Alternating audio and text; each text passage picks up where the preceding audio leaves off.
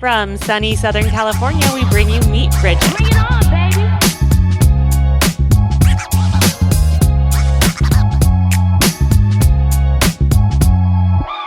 Welcome back to Meet Bridget, Season 6. We are on a mission to combat the teenage confidence crisis. It's hard being a teen, and we talk about it honestly. If this is something you're passionate about, stay with us. Meet Bridget is a giant career and life path library and a place where women of all ages and stages can connect on common ground. Each episode starts with a deep dive into our guest's day-to-day lifestyle, and then we tap into her unfiltered teenage stories, making the roots of her success relatable. I'm Kashia Rosenberg, and I co-host this show alongside my best friend, Asha Gabriel. Today, you'll meet Christina King, a therapist focused on teen mental health, mother-daughter connection, and helping young women find their way back to themselves. Her work is deeply rooted in her own teenage experience with pressure, mental health struggles, and the power of being seen. After more than a decade of education and clinical training, Christina opened her private practice in Manhattan Beach in 2024. At Meet Bridget, we talk a lot about confidence and communication as a cycle. When girls feel safe to communicate, confidence grows. When confidence grows, communication becomes easier. Today's conversation sits right in that space. We are back again with Christina King, teen therapist. We are doing a little series of these mini episodes where she shares her wisdom on a couple different topics that really are pertinent in the world of teens today. So today's episode is going to be a quick and dirty one on mean girls, social aggression, and online dynamics. I think for anyone listening that has been a teenager, the concept of Mean Girls is not new. I mean, we all love the movie, right? Cult classic. A really good job of like emulating what teens go through. We want to dive right in, and I'd love to start with a baseline of what you would describe as a healthy relationship before we get into like the nitty gritty of like what things to look out for. Totally. I mean, healthy relationships, I can imagine y'all know a little bit about it as your best friends. We're best friends, yes. So part of it is you're looking at, a relationship over time, right? How do you genuinely feel in that relationship? Are you feeling doubtful? Are you feeling insecure? Are you questioning and thinking about it and overthinking about it, right? So then on that inside, it's can I text them without thinking? Can I have soccer practice and be gone for 2 hours and not worry about that, right? Do I feel like I can be myself and be weird and be silly and be all these different parts of me, and that's going to be accepted and welcomed? And similarly, can I accept someone else's weirdness and silliness and all the fun stuff that makes that their personality without icking it or making a thing of it? And so we're also looking at how is conflict handled, right? And I think there's an idea that conflict is bad, and it's not bad. It's just how do we deal with it? How do we address it? And can we move through it in a way that's respectful and supportive of both of us, as well as repair in a good way? And that's what trust is really built from, is rupture and repair, right?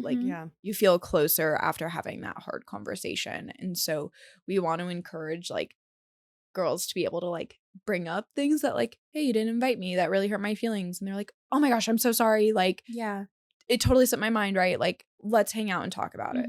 Beautiful sign, right? So just that openness, that communication, that ability to be yourself without doubting and worrying and overthinking is kind of what we're looking for here.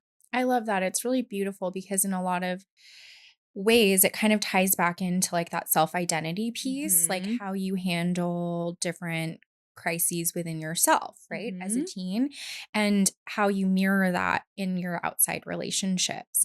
Is there kind of a line, and maybe we'll get into this a little bit more throughout the course of this mini episode, but is there a line where somebody might overdo it? Where do those lines start to become blurred? Where the intentions are really, really good, but then you're okay, even though you're not being mean or do you know what I'm saying? Where does that support start to become unhealthy, or that ties start dependency type friendships, or totally. Someone freaks out if they don't, you don't call them back, where it's the signs of good connection, but also versus where do the lines start to blur? Boundary. And, you're essentially looking at, right, like that sense of self. And it's like, Mhm. are you allowed to have a sense of self outside of that relationship, right? Yes. And Yeah. so we are looking not just like, does it feel good in, but also does it feel good apart, right? Mhm. And that's kind of what you were describing, where it's like things could be so good that you're just like totally enmeshed with one another and doing everything together. But then it's like other parts of your life might be slipping, right? Other friendships Yeah. might not be getting fed. And so we don't want that all consuming. We want that balance. And this is where on one of the resources I talk about, like, yes, having similar interests, but also having different interests. Right. Because if you're, just like on top of each other, or like doing everything together, it's like too much. And oftentimes I find like a lot of people want that sense of like individuality, right? And it's Mhm. like, I mean, I've worked with literally twins before, and they were like, this is my sport. Like, I don't Yeah, want to, back off. yeah, right? But it is just like, Yeah. you do everything together. You Yeah. have the same clothes and the same this and the same that, that it's just like you want something that's yours. Yeah. and Out that of makes you feel you. curiosity, when it's the twins, like what if the other twin is just genuinely interested in the same sport? So how do you Yes. handle that? And that's where there's that level of like, yeah, you both want to do soccer. Okay, Yeah. you both want to do soccer, right? Yeah. And then maybe it is like every season you both have a together sport, and you also both do an individual sport. Mm. You get to pick whatever sport that is, but it can't be overlapping. And if you can't agree, then neither of you are doing that sport. Yeah. Boundaries. Yeah. Exactly. Keep that for later, Asha. Your I'm two like, girls. hi. I don't know. My girls are obsessed with each other. Like Yeah. they bicker a lot. Of course. But literally, like, they think about each other for every single thing. Yeah. Anytime one of them has a good experience, they're already like thinking about, how can I bring this to my sister, which is like, so cute. makes me cry. But I'm Yeah. also like, it's okay for you to have things that Mhm. you do that your sister doesn't have to do, Yeah. and like kind of Mhm. creating that healthy Mhm. sense of like, you have separateness and you have togetherness, which is such an Mhm. amazing gift for you. Yeah. But like the separateness is also really important, and Yeah. for you to be able to Mhm. say, no, this is my thing, and Totally. I don't want to share in it. Yeah. In terms of like the healthiest, supported, happy teens that you've seen, Mhm. are they typically, and we'll speak in girls just because that's kind of our world here. Are they typically girls that have a big group of friends that there's a lot of variety, or is Mhm. it, because I feel like there's often the situations where it's like the one best friend, and those two girls Mhm. do everything together, and there's a Yeah. bunch of those little pairings, or Mhm. is it something in between, or is it Yeah. vary completely? I often see it's like, frankly, the like small group of friends that's just really tight, and kind of it's Mhm. like, we've been friends since first grade or some Yeah. story, right? But like there tends to be a couple of them, but it's not a very large group. They're not overly social, so to Right. speak, but they're just solid kids that do stuff together but also have their own individual interests. Is kind of where I see the best, I'll say, in friendship land. Yeah. Mhm. But of course I'm like, that is so also like sometimes unique, and like not everyone has that experience. And Yeah. I think especially as girls, I mean, I'm sure y'all can look back and think back Yeah. on like, it is a tumultuous time in a lot of Yeah. ways, and I think that shows up a lot in friendships.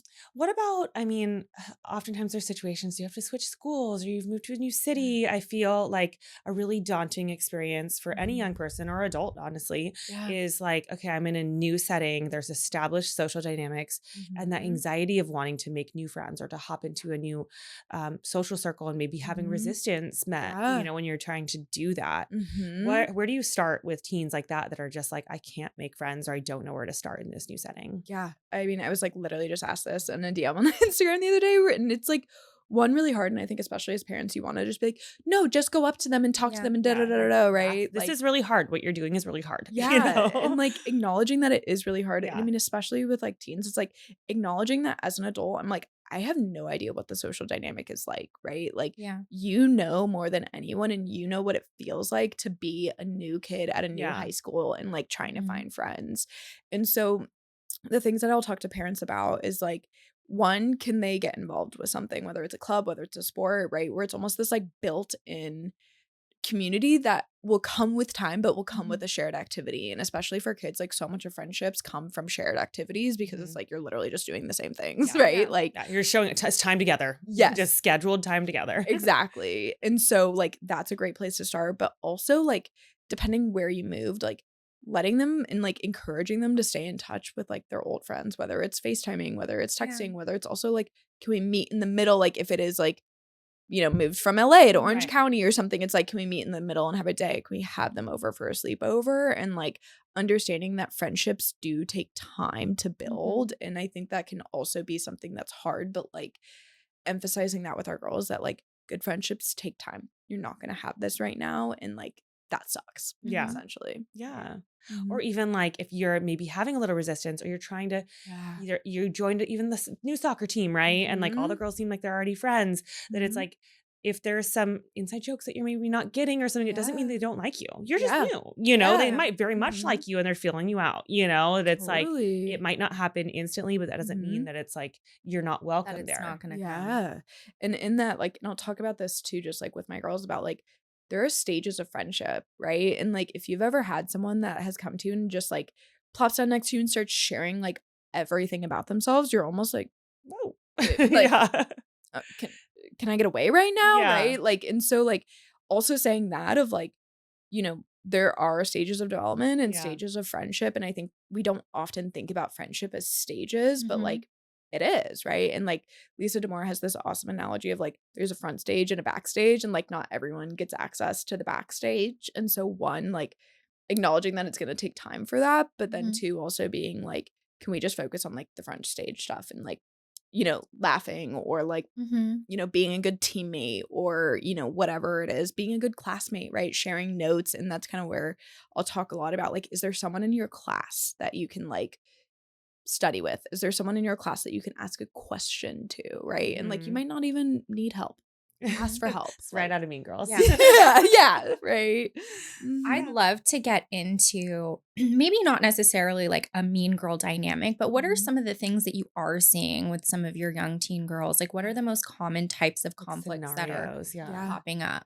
I mean, I immediately think to like middle school, and one like, I mean, I'm sure if you think back, it's like a lot of this stuff peaks in middle school. Yeah. Everyone's like, oh, teenagers, high school. And it's like, oh no. Yeah. Like I honestly, I'm like, my hardest time, I feel like it was like early 7th grade when it was really like, whoa, totally. We're all big now. So And part of it is like, you're going to this new space. So there's a level of like, you're literally trying on like different personalities, right? And so like friendships, like especially elementary school friendships, tend to like break apart sometimes. And that's really hard because maybe it's like so-and-so wants to be with the kind of the art kids more, or like so-and-so wants to climb the social ladder essentially, right?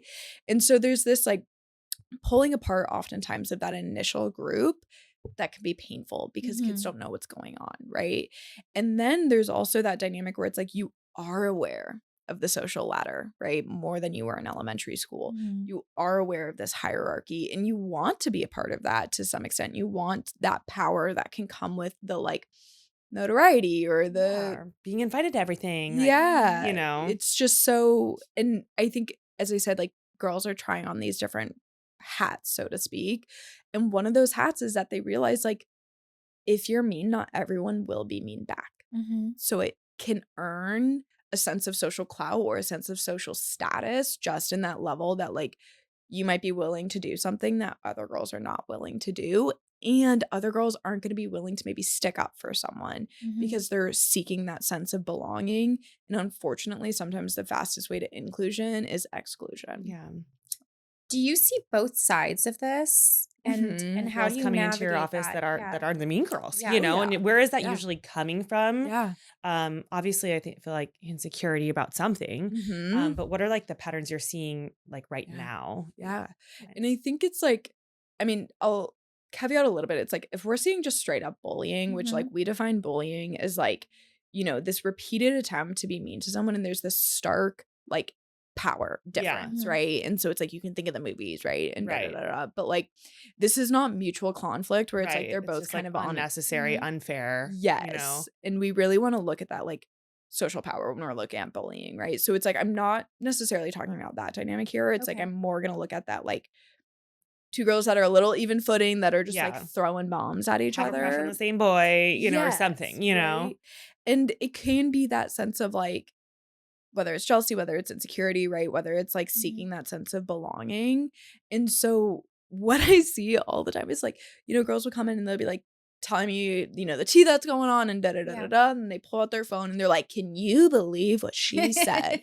And I'm sitting here reading these messages and I'm like, I cannot believe what you said. Yeah. Like, in just that complete unawareness to like how their behavior is essentially inflaming a situation or like diffusing a situation, right? Interesting. And that's where, you named like the social aggression piece. It's like, I do label and define social and relational aggression, like not necessarily like from the start, but like it kind of starts out of like, oh my gosh, so-and-so did this and da-da-da-da-da. And I was like, oh, well, there's actually a definition for that. And I'll tell them the definition that's like, has nothing to do with them. And then as I start to see these messages, I will like acknowledge their need to defend themselves because that's obviously what it's kind of coming down to is like, I want to defend myself. I feel slighted in some way.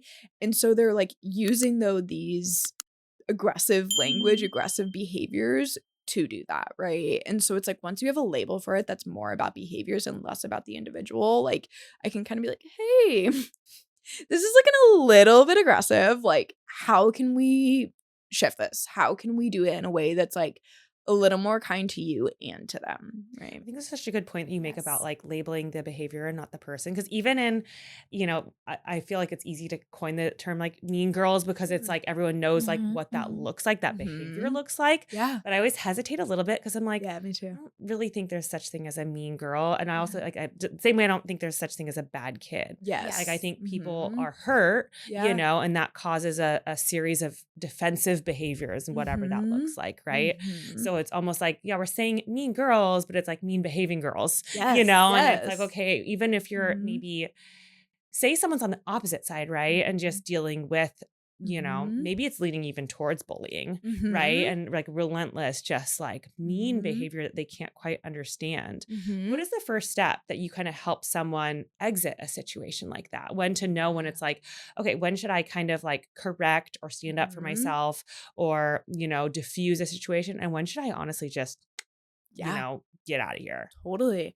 And with this, I will say like, as a parent, your line is going to be much sooner than your kid's line, which is really hard, right? Because you're seeing your kid in this dynamic that like probably looks a little toxic and you're like, dude, cut him out. What are you doing, right? Yeah. The impulse is like, I'm going to go to the school and talk to them. And it's like, I'm not. Yeah, I'm always like, don't do that. Yeah. Do not do that. You have to give them a chance to And also you're not, what skill are you building in your child or your teen if you're doing that all the time? And when you're not there, what happens? If you're the one that's coming in and it feels good as a parent to always protect your kid. The way you're protecting your kid is giving them the skills to protect themselves. Exactly. And so this is where, as a therapist, how I tend to go about it is like, we talk about healthy relationships. We talk about how it feels. We talk about when it doesn't feel good, right? And I will say for them, I'm like, what's your line? When do you walk away? But often what you're seeing is like, they're not walking away from, I don't know, Katie, right? They might be walking away or risking their entire friend group. Sure. And when you're looking at a developmental stage where their whole purpose and sole mission is to create a sense of community and belonging outside of their family. Yeah. That is like life threatening. It's the whole goal. Right? So you're asking this kid to cut off their life source. Yeah. And that might just not be worth it yet, right? And so this is where, as a parent, it's really hard because, sorry to all the Katies out there, but like if Katie's being really mean to your daughter and you're watching her continue to like invite her to the birthday party and da-da-da-da-da and like seek her attention and approval, like you can acknowledge and bring up how it might not feel bad. But if you go scorched earth on Katie, even just behind closed doors where she can overhear, she's going to start to internalize that for herself, right? She's going to start to feel that way about herself. So it's also like holding a neutral position, but also reflecting back, like, seems like every time we were talking to Katie, like, you cry. Seems like you don't feel your best. Like, I'm wondering which friends you feel your best with, right? Yeah. And especially with raising teenagers, I'm like, take it out of the next 4 years, like, take it into like, you want them to be confident when they are 30, right? Or when they are 25. Like, you want them to know what this feels like, and they can only have that wisdom from their own experience. Yes. Totally. That it's like, they are going to fall and stumble and have a, toxic friendship and then a good one. And like, and that's like, you don't have to protect them from those experiences, but even just giving them that tool of reflection, like you said, where it's like, how do you feel after hanging out with that friend? Yeah.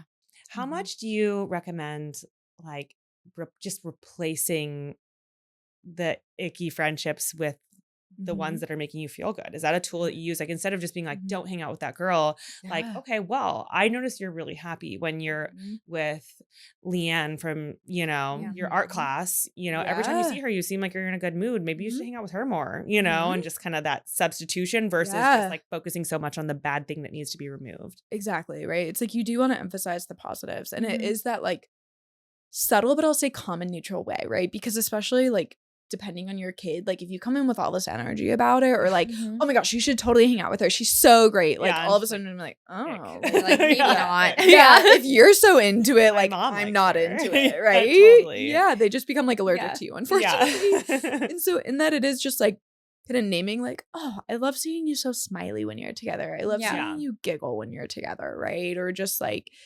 reflecting like what felt good in friendships, or even asking like when you pick them up from a play date, so to speak, like, how did it feel? What made you feel really good? Where did you compromise, right? Or like, where was there a tiff and you got through it together, right? Like, also emphasizing those like conflict resolution skills. Yeah. When you so let's talk about the girl who's not Katie. Let's talk about Katie's friend who's, navigating her friendship with Katie, right? Or any name. Replace Katie with any name in the world. What do you tell the young girl who's like, I feel like lines are being crossed. I'm feeling really down and dejected. This does not feel like a good friendship. I love the piece where we've named the behavior. We're not blaming the person. So what are some like healthy, conducive ways to address that type of situation? Yeah. And I do kind of look at it as like, we have 3 options. There's probably many other options, but the first 3 that I think about is like, there's almost the abrupt like friendship breakup, right?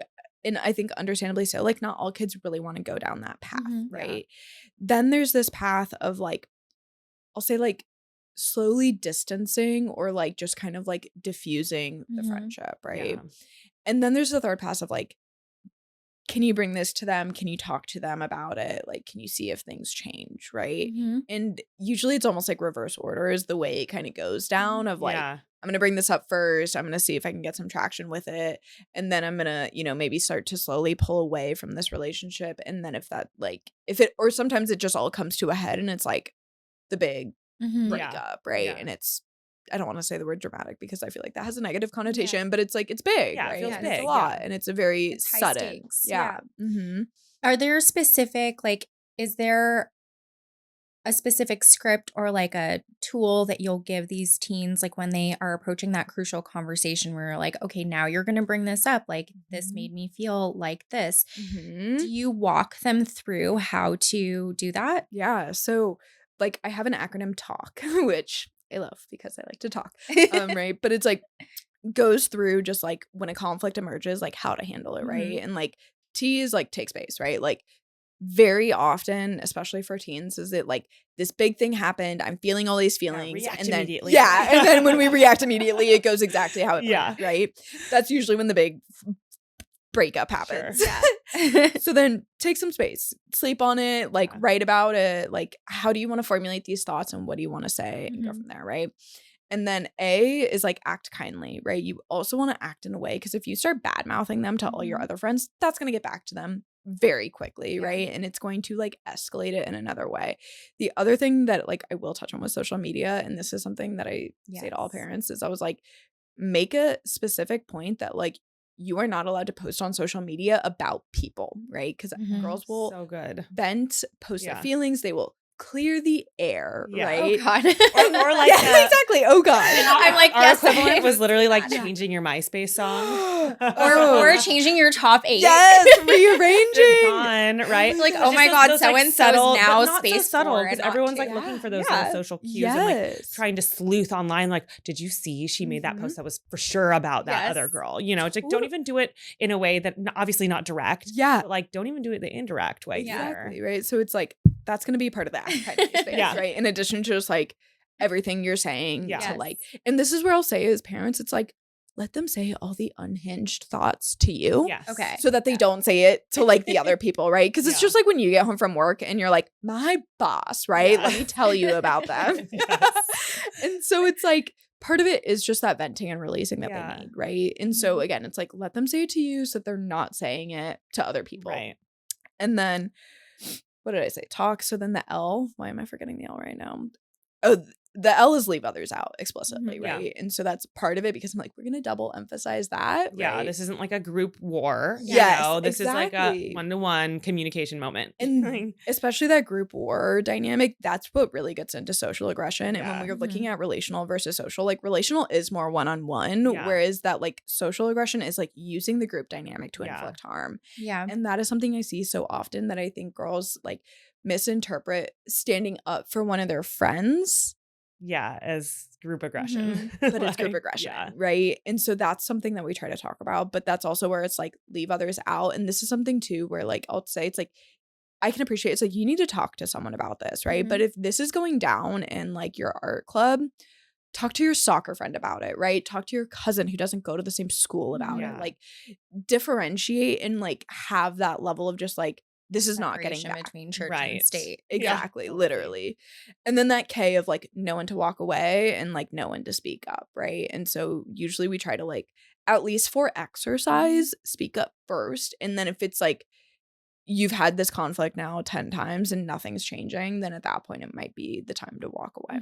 It's such a good acronym. We have a course on like kind of confidence 101, but also like crucial conversations as part of that. It's a really good book, Crucial Conversations, but it's a similar formula, you know, like you really have to prepare it and, you know, have a system for an important conversation because it's like the stakes are high, you know, like emotion is in there. Like if you don't have kind of a plan and sort of like, okay, if this doesn't work, then like, you know, I have my evidence. I know what I need to do. You don't have that going in. Like it probably isn't going to go well, you know? And then you're like, you're spewing it to like everyone rather than just taking a moment and like writing it down or thinking about it. Then it's like, you can even be taking like this problem and making it like this problem. Yes, exactly. So good. Yeah. Well, obviously like the elephant in the room is not only social media, but also like just text and kind of indirect warfare that's going on. I feel like a lot of times when we are like text is obviously so convenient for so many reasons, but it can also be it feels easier, you know, we can be little like keyboard warriors and say things in a way that doesn't convey the layers of emotion that are in every teen relationship.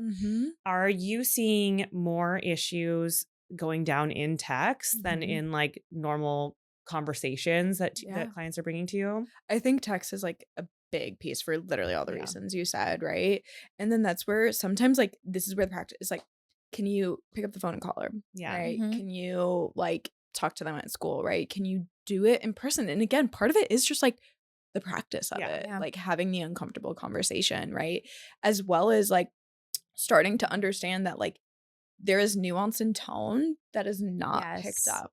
Right. Via text. Like there's certain things like you can say things on text and have this back and forth exchange that you would never say. Like for us, I feel like it was like AOL Instant Messenger. Yes. Really dating myself. You know, like I had like full on like little like friendships or like boyfriends and stuff on like my Instant Messenger. It was like all and then you're like PG, BRB like, dinner. But then like I wouldn't even talk to them at school, you know? And it's it gets so impersonal where it's like, you know, even if someone's being mean to you or you've had like drama going down or whatever, you look at someone like there's certain things you just won't say to someone because you look at them like you're a person. You're a human with a parent, you know, like you were a baby at one point. Like there is that level of face to face where it's like when in doubt, like put the phone down, just put it down. This you don't need to continue it right now, especially if it's getting into that like, well, I got to come back with what I'm going to say. It's like this is a sign you should probably just you know, be like, let's talk about this later.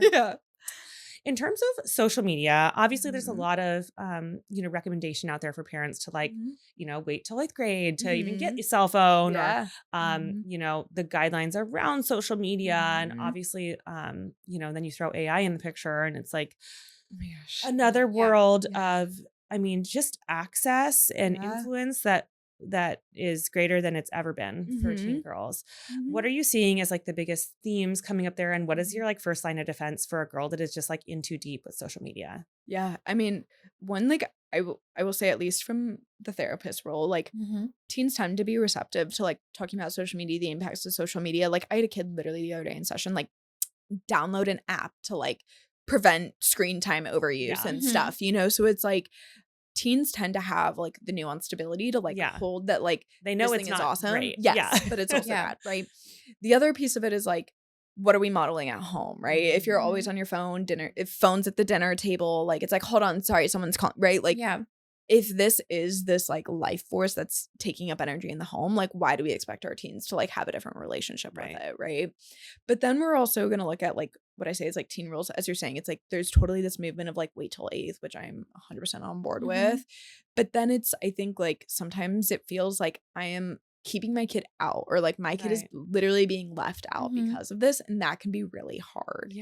Or they're gonna eventually maybe even get like, you're being really restrictive even through high school, and like, but your plan is to have them go to college, and then what? You're not there. They're not having dinner with you at your table, and it could be too much too fast, you know? Like what is a way to kind of and it is that like scaffolding, right? And it's like earning and building the trust. And this is where it's like I see like a lot of kids, like younger kids, where it's like they have like Apple Watches. And initially I was like, oh my God, why are all these like kids running around with Apple Watches? Like this is insane. Da da da da da.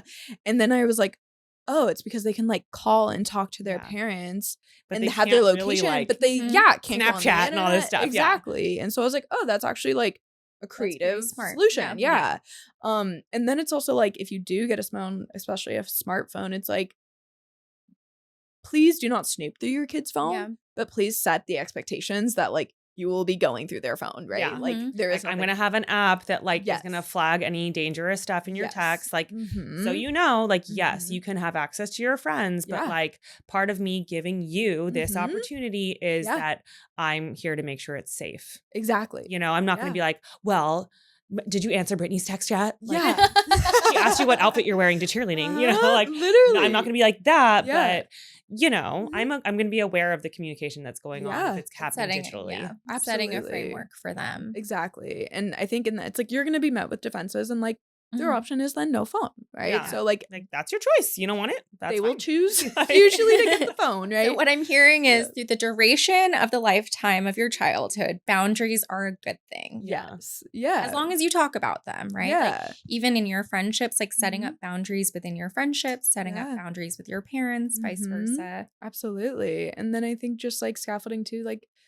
what apps get rolled out. You do not need to give them access to every social media app. Like what is going to keep them most connected to their friends? Where are the plans being like arranged? That's the app you get, right?